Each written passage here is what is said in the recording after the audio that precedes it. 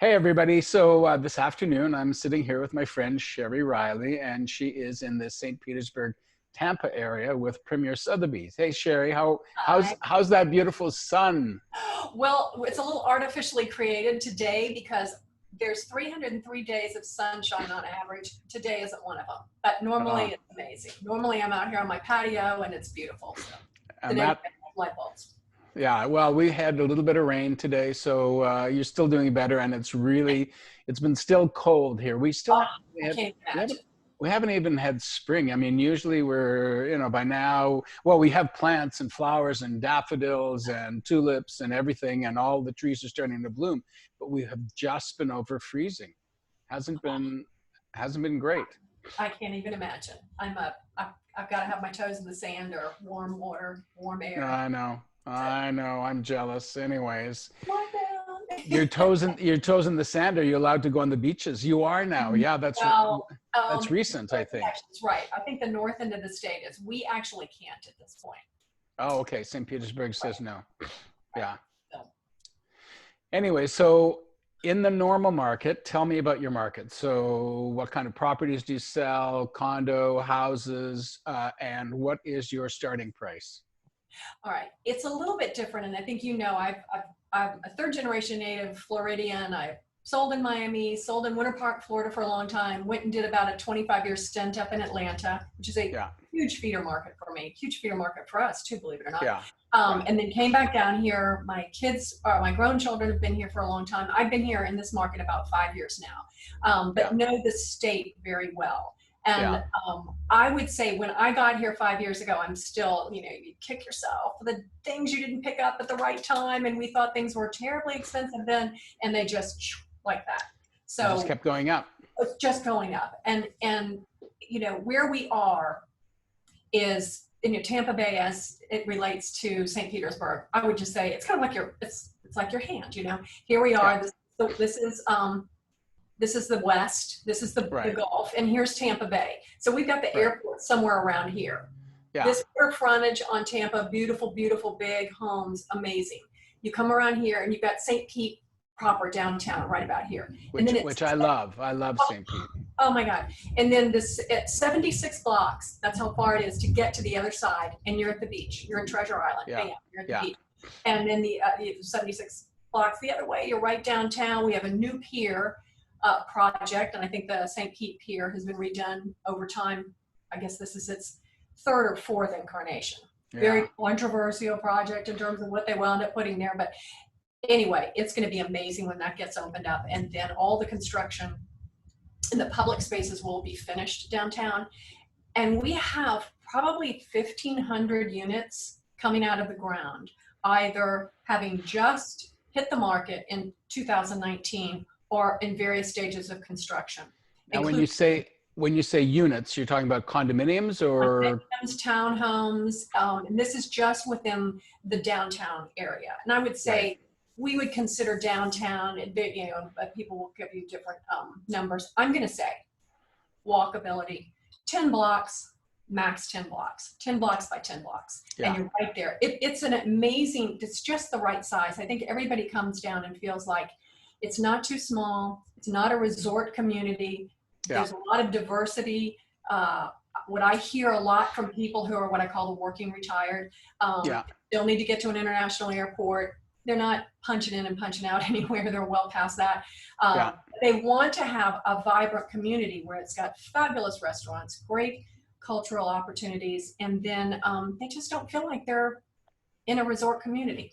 So they've got everything they need here, but they also feel like they're part of a very vibrant community. And it's just the right size. I think we've got 250,000 people in the St. Petersburg market. And the larger MSA is about 3 million. So we have Yeah. all the things that you want in a good MSA available close by. Good hospitals, great research universities, fabulous Now, in terms of that. I'm a Canadian. What's an MSA? Market service area. That is Okay. just, so you've got a few places that when you're sitting there tracking across the country, the Yes. Tampa MSA is a big Yeah. block. And it could be Tampa, Clearwater, St. Pete. Pretty much anything you see from a chamber, from anybody trying to tout the area for investment is going to call it, it's that hyphenated Tampa, Clearwater, St. Pete. So even though Now, I work in St. Pete, I work the other areas as well. is it one MLS, or do you also have situations where you have We were multiple so MLSs? lucky. We're so lucky. The MLSs have not been quite as territorial as they are in other markets I've been in. Yeah, yeah. I actually can have access to look at what's going on all the way on the other coast of Florida, which I know very well as well. So it's nice. I have that ability to do that zoom out very easily, looking at what's going on in everybody else's market. Plus what we do, which is fantastic, Richard. I have so enjoyed listening to all of your interviews and seeing what's going on with everybody else in the country. It's been an eye-opener for me, I'll tell you. It's I not only getting to know you guys, but also getting to know the markets you work in. Yeah. So what would an entry-level price be for one of the units you're talking about? Tell me apartment, townhouse. Yeah, I mean, you could get a 2-bedroom condominium downtown with a water view. Get in would probably be somewhere around maybe 600 and see the water in a nice building. I'm signing up. I'm signing up. We're not even going to believe we are the low-cost provider. I'll be honest with you. Right. We have a lot of people, everybody that starts further south, and people who maybe who are living there. I just got off the phone yesterday with somebody from, Naples. Sorry, right. It's a great market, but they've been there. They've been there for 15 years, and they're over it. And they've lived in this lovely golf community. It's all very manicured. I would have to say that that's the thing you have to get used to here. And it took my eye a little while to adjust. It's a little stressful. There are parts, it drops off pretty fast when you get off the water. But I've been to Naples and I love it. And I love my friend Friley and everything. And I love being there, but I've never seen such an undiverse population. Not only that, I mean, not only are there's not any people of color, there's not any young people. And there's, it's so vibrant here. And everybody, I think we have a thing called First Fridays. And they kind of, shut the streets down downtown to vehicle traffic. And what people say across the board is that you will be out there partying with 60 and 70-year-olds and then the young kids all next to you. They're all kind of doing the same thing. So it's a very fun thing. We have a shuffleboard facility here that's so hip now. That's where all the kids go, and they have music that they play. They have live bands at the shuffleboard courts. They're really I mean, it was funny. I mean, I told my friend Friday this. I mean, I love Naples. It's so gorgeous and everything, but I'm so used to Canada is absolutely so diverse. I mean, most of Toronto is immigrants, and I love it. And my family was, we were originally immigrants. I mean, that's just the way it is. And there's lots of people of color, but you go to a place like Naples and it's like, there must be some sort of ethnic detector around the city. I mean, I don't know. she's going to kill me. I'm dead now. Well, and I think the further south you get, I mean, it does get, the average unit price is considerably higher. For me here, I mean, that was the biggest adjustment for me coming to this market was our luxury.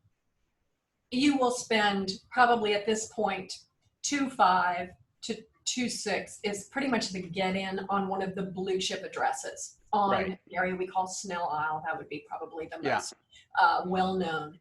To get a decent house, you can get something you're gonna have to renovate, or an older house with low ceilings, something like that. But it's about 2.5, 2.6 is really gonna be your get-in now to have water access beyond the water. Downtown, I mean, the sky's the limit. It'd probably be the most expensive condo though that's sold on probably the most noted address downtown, which is the Ovation. It's the most expensive building. That sold about 3 years ago for 8.5. I mean, when we might That's a good price. Yeah, it is a good price. And then all points in between. So I'm going to say the sweet spot for a really nice condominium downtown, maybe in Coulter's new building, the One, which just started filling. They were able to move in at the beginning of last year. Yeah. And that was the first big project since 2009 downtown. Right. So lots of activity on that, sold out very early on. You're going to spend maybe $1 million, 850, 1.2 is your happy spot for that. Yeah. Now, this is what's very interesting and I believe very distinctive about St. Pete is that we have a very walkable community where you've got the older homes, beautiful bungalows, so cute, that are you know, from 5th Street all the way to maybe 30th. And these are all walkable into downtown. And you can find one of those cottages not renovated, maybe 450, and then you're going to put, you know, a few $100,000 into it. And those Yeah. are now done turnkey. You're going to be picking those up at maybe 650 to 850.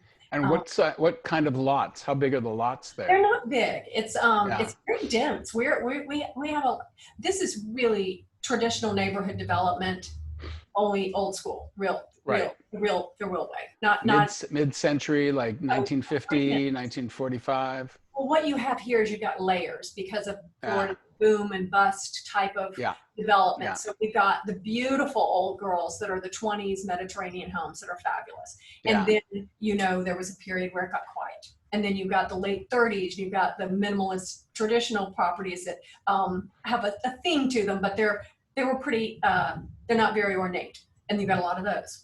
And then you've got the other layer of after the war, you got a lot of 50s, and then that's when you got those mid-centuries. And then you got the funky 70s, some good, some not so good, and then everything in between. So you will not have, there are very few places you'll have a consistent streetscape. Very few places you'll have that. Yeah, And but I love that. I love the diversity. We're one of the newest houses on our street, and we're 1955, and there's 1890 on our street. Oh my gosh. So we're, you know, and there's also one that's just been the one that was just redone, and it's terrible.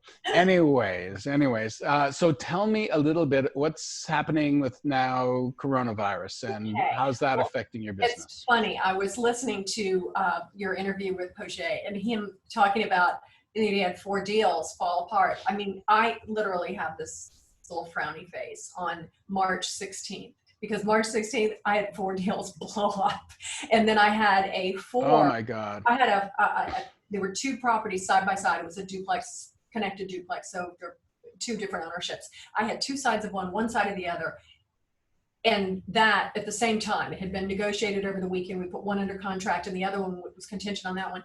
You know, the people, and this is what's happening, if it doesn't just slip right on in very easily, and it looks like people just backed away. They were like, you know what, there's just too much going on. And so they pushed themselves away. So essentially it was kind of like a 7-deal bad day for me. Oh no.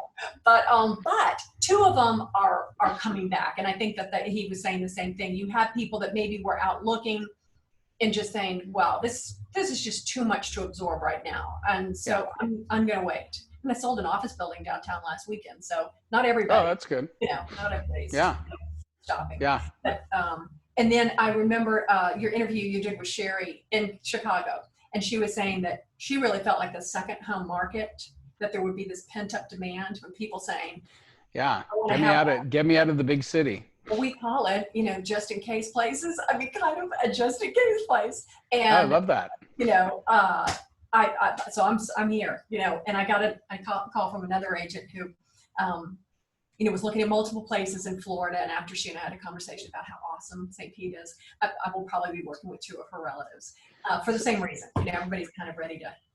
So which are your feeder cities? So Atlanta, you were saying, is a feeder city. Atlanta has been a great feeder city for me, because I know probably 300 agents really well there. I mean, having spent a lot of time and managed offices and had a company up there. So that's been great for me personally, but it also is a good section of, you know, the overall business here. Toronto, I mean, is certainly not, you know, Dunedin. And when I say that little, you know, up on the side, up here, out onto the water, you know, the Toronto Blue Jays. The Blue Jays. Listen, I have a friend who goes with his buddies and they all leave their wives and they spend, you know, but they're obviously this year they couldn't go. Right. Well, I mean, I leave no stone unturned over there. It's very frustrating to me that I cannot find a fabulous deal in Dunedin to flip, because I would love to do one there. It's not, you know, it's probably a 40-minute, because it's across the peninsula and up from St. Pete, but what a charming location. Smaller, but just as cool. And then you've got I've never been, but they love it there. It's the boys' weekend, and they do it every year, and it's a bunch of lawyers, I think, and they, you know, they watch the games. They're that's Well, they their made a heaven. commitment, another 25 years. They just sunk a bunch of money into the facility. So you Yeah. have plenty of time to come back. Oh, they will. They will. Yeah, it's going to be tough. So, protocols, I mean, you're an essential service. Yes, yes. Okay. And I've got my, here we go. Actually, the cute ones have started to arrive. Oh, yeah, yeah, yeah. I have one of those too.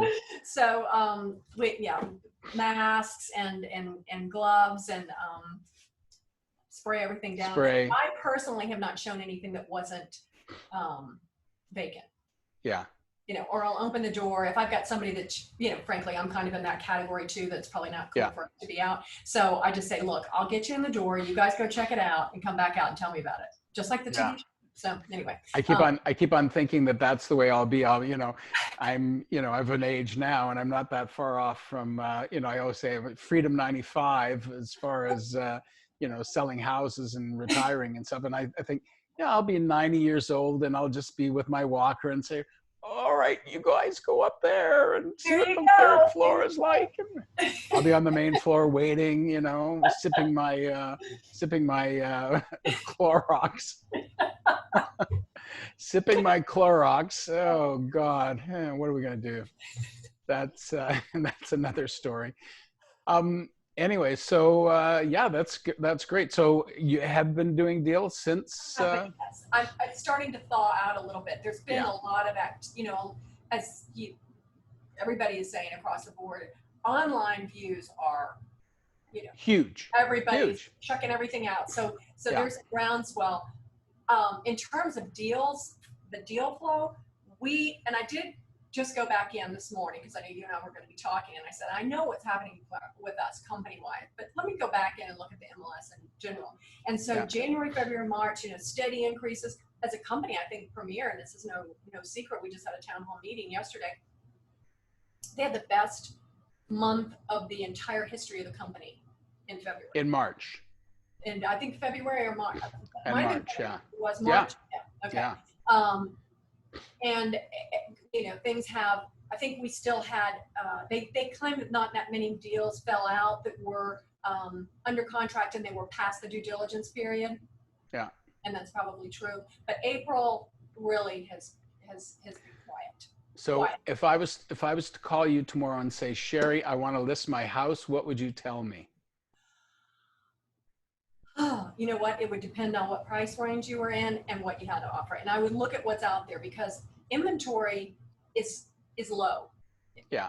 And things are selling across the board 75, 80% of the time in the first 30 days. So, Yes. and that's happening because if it's good and it's right and it's priced right, it's going to go fast. But will that continue, do you think? If I think I had somebody that had a property that was going to be a tough one, I wouldn't want it to age on the market. So I might tell them to kind of sit back a little bit. But if it's something that's desirable, there's still people that are, active. That are looking. Yeah, we've had a couple of things where there've been multiple offers, even at the end of March and early April. And do you think people will be looking for a discount now, or? Oh, this is what I've got. I have my, what were we listening to the other day? I might have been one of our calls talking about the local buyers being the bottom feeders. They're the ones that are the opportunistic buyers. They're the ones that will sit there and they just watch and wait and then strike like a goat when the price is right. I have gotten those calls, and the thing that I have said to most of them, if they lived through the recession and they look at what happened, this is not like tomorrow everything's not going to be 50% off. It's not happening. Yeah. If we are going to have, and everybody's crystal ball is broken, we can all sit there and project, whatever we think, but right. If there is going to be some sort of repercussion, I think that it will be a ways off. So if you're a value shopper and you're waiting for that great opportunity, you might want to just sit back and wait a little bit longer because we're not going to feel that right away. I mean, you've been through recessions before. I've been through 2 of them in real estate in my 40 years. And I can tell you that, you know what? Pardon me? I said, I actually have 2. There are not too many people you've talked to that can say that too, but yeah. Yeah, I know. But the reality is I always knew,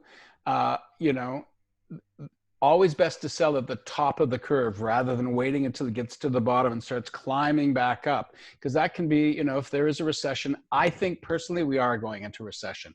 I don't think, I can't understand how you can lose so many jobs and change Right. the way Oh people my do gosh. business Yeah. and not go into it. 10 times more than have ever been experienced in any period of time anybody Yeah. can even recall in history. Correct. Yeah. Yeah, I think it's got to happen. It's just going to be, how are we to deal with it? And I think within that, there's good business to be done. And also our job, whether we like it or not, is not to tell people what they want to hear, but tell people what they have to hear. Right. If I was And a seller, I wouldn't be, I would look at any offer I got that even if it was a little lower than what I had anticipated, I would yeah, probably take my money, yeah, sit back and wait for, keep my powder dry for a good opportunity to yeah. come.